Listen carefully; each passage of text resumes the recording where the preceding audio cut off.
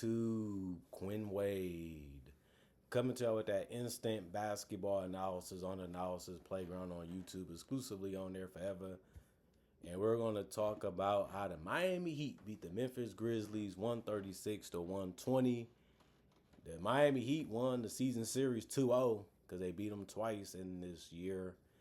31 and 27 is the Heat now, their record, and 17 and 11 at home. They was at home in this game. The Grizzlies go to 21 and 34 and 9 and 19 on the road. Miami, first quarter, they won it 39 to 33. They lost the second quarter 35 to 34. They also won the third quarter 39 to 26. And they lost the fourth quarter 26 to 24. But since they won that third quarter by that much, it helped them win this game. Anyway, Oliver Prosper, 26 minutes, 9 points, 3 or 4 from the field, 1 or 2 from 3, 2 or 2 from the free throw line. He can score that basketball, man. He's been playing a lot better. You have to love that if you're a Grizzlies fan. Y'all have so many good young prospects, even through all the trades and through the rebuilding that y'all trying to do. Y'all keep finding good players, and that's something that you have to do if you're a place like Memphis. As an organization and as a coaching staff, it's fun to develop them and see how good they can get. 3 rebounds, 4 assists, 1 turnover, 4 steals. The 4 steals ended up being the most on the team tonight. He also had 1 offensive rebound, 2 personal fouls, was a -9 and plus minus. Taylor Hendricks, still not scoring that great. He played 24 minutes, had 4 points. He went 1 of 4 from the field, 1 of 2 from 3, 1 of 4 from the free throw line. He did have 2 boards, 1 turnover, 1 steal, and 1 block. 1 personal foul and was a -2 and plus minus. The problem with Taylor Hendricks, you just don't know what he's good at. Is you going to be a shooter, a driver, a scorer? Is you going to be a rebounder? You going to be a finisher, a roller? Or are you going to be dunker spot? He just don't know what he's good at in the NBA right now. And hopefully Memphis can help him find a path that he can take, that he can eat off of for 10 plus years. If not, he could get cut again because he got traded here.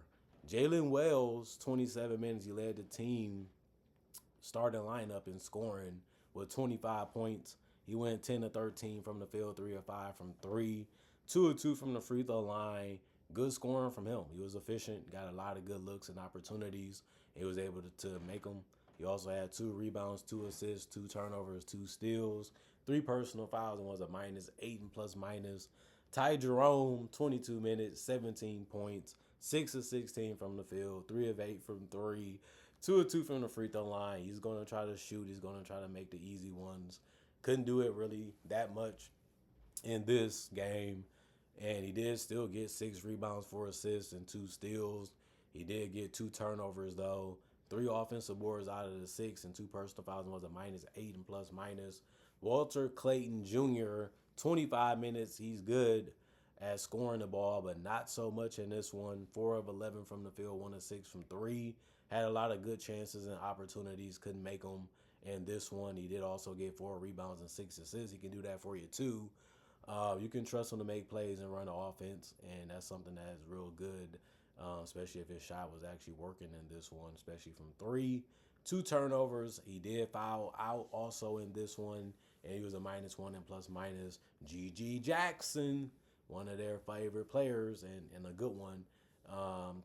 28 points. He ended up leading the team in scoring in this one in those 26 minutes that he played. He went 11 of 17 from the field, 1 of 5 from 3, and 5 of 8 from the free throw line. He can score in the paint. He couldn't really score outside it too much because he missed 4 threes out of 5. He still got 9 rebounds, 2 assists, 2 turnovers, 1 steal in the block.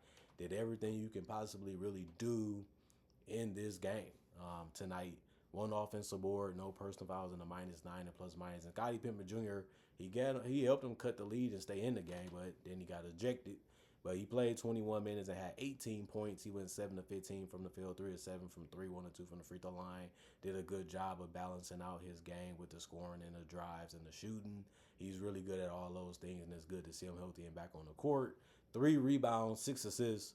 The 6 assists ended up tying for the most in the game with Walter Clayton, but he also did have 3 turnovers, 2 steals, and a block, showing you that he can impact the game on both ends, and that's something that you like about him. He's going to try as much as he can when he's out there. 2 offensive boards, 1 personal foul, and a minus 20 and plus minus. Cam Spencer, 21 minutes. He went 0 of 5 from the field, 0 of 4 from 3. 2 rebounds, 5 assists, no turnovers, 1 block, 1 personal foul, and a minus 8 and plus minus. He missed a lot of wide open shots in this one, but he did a good job of still finding his teammates for good looks, and he can do that, and he's been doing that all season for him. Jemai, he missed all of his shots. He went 0 of 6 from the field, 0 of 3 from the three-point line. He ended up having 3 rebounds, 1 assist, and no turnovers. He also had 2 blocks, which was the most on the team. And he also had 4 personal fouls, which means you got to take gambles and risks. Sometimes it pays off for you. Sometimes you get the foul. 2 offensive board, minus 7 and plus minus for him. And Javon Small, he prefers to shoot and drive. Did a little bit of both in this one. He ended up going 2 of 2 from 3, which he's capable of doing, and he did tonight. And he did finish 3 of 4 from the field. And he also went 2 of 2 from the free throw line. He had 1 rebound, 1 assist, 2 steals, and 1 block. 2 personal fouls, and was a minus 8 and plus minus. And then the Miami Heat, the team that ended up winning by 16. Andrew Wiggins has just been a guy that they said, we're going to give him the ball and see what he can do for us. And he's pulling that 3 without no problems this season. He went 4 of 4 from 3 and 9 of 10 from the field. He ended up having 28 points. That was game high for the Miami Heat, and he did that within 29 minutes. He also went 6 of 6 from the free throw line and had 7 boards, 3 assists, 1 turnover, 1 steal, 2 offensive rebounds, 1 personal foul, and plus 22 and plus minus. He's a tough cover when he has that jump shot going because you rather him take the jump shot than drive and get in the paint.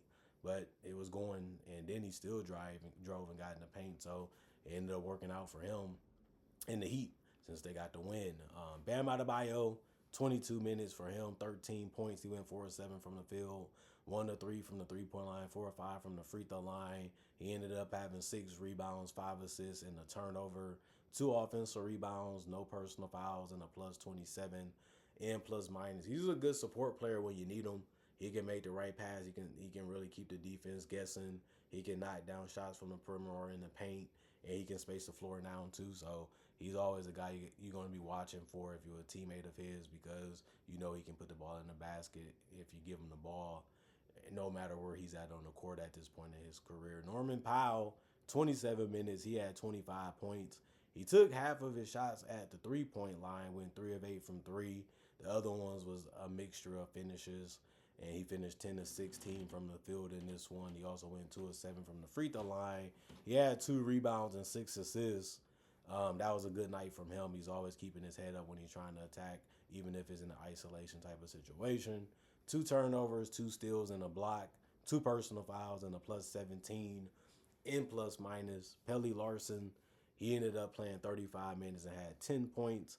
The problem was he went 0 of 4 from 3. But he did still finish 3 of 7 from the field, which is okay. But when you add the fact that he went 4 of 6 from the free throw line, it helped him get double figures. He had 5 assists, but that did come with 4 turnovers. He also had 1 rebound, 2 steals, and a block. He also had 3 personal fouls and was a plus 14 and plus minus. Yaka Chonas played 23 minutes. He had 12 points and went 4 of 6 from the field, 2 of 3 from the three-point line, 2 of 2 from the free throw line. He had 3 boards and 5 assists. He also had 2 turnovers and had 4 personal fouls, and this one was a plus 12 and plus minus. You're just happy that he scored in double figures and was able to make the right passes when they was available.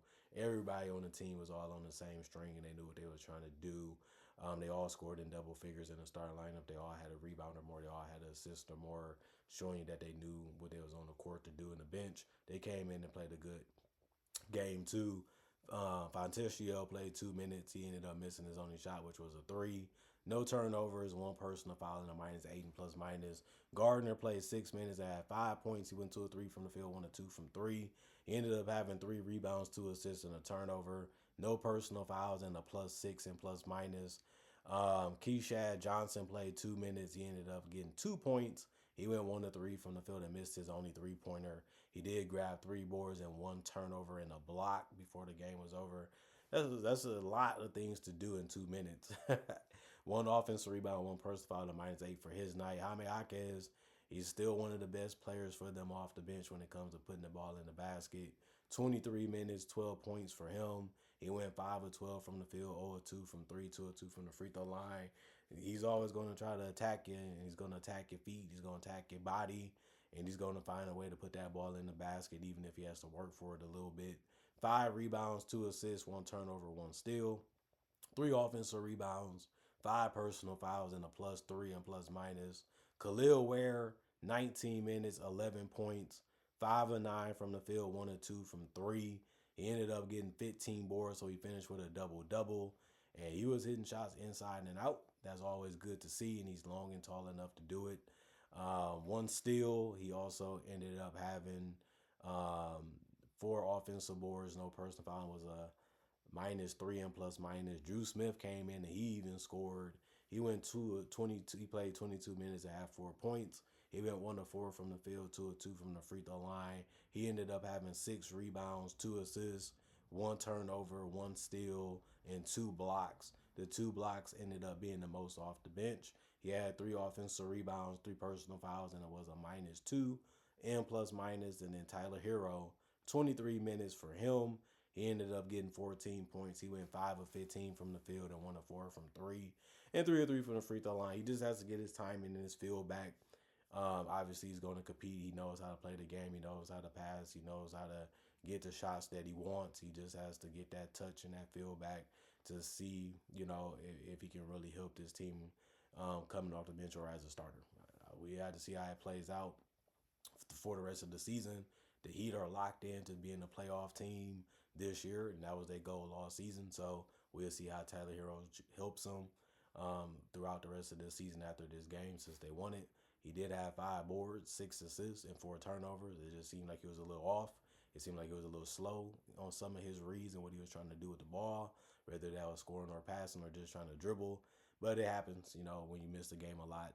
1 offensive rebound, 1 personal foul, and a +8 and plus minus. And Trevor played 2 minutes. He went 0 of 2 from the field, missed every 3. And those was his only shots, so he went scoreless.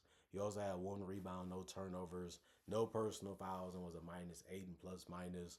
And then you look at the Miami Heat. They had 95 field goals, 52% from the field, 95 also for the Grizzlies. They just shot 47% from the field, 44 3-pointers taken by the Grizzlies, 34%, 36 taken by the Heat, 36% for them.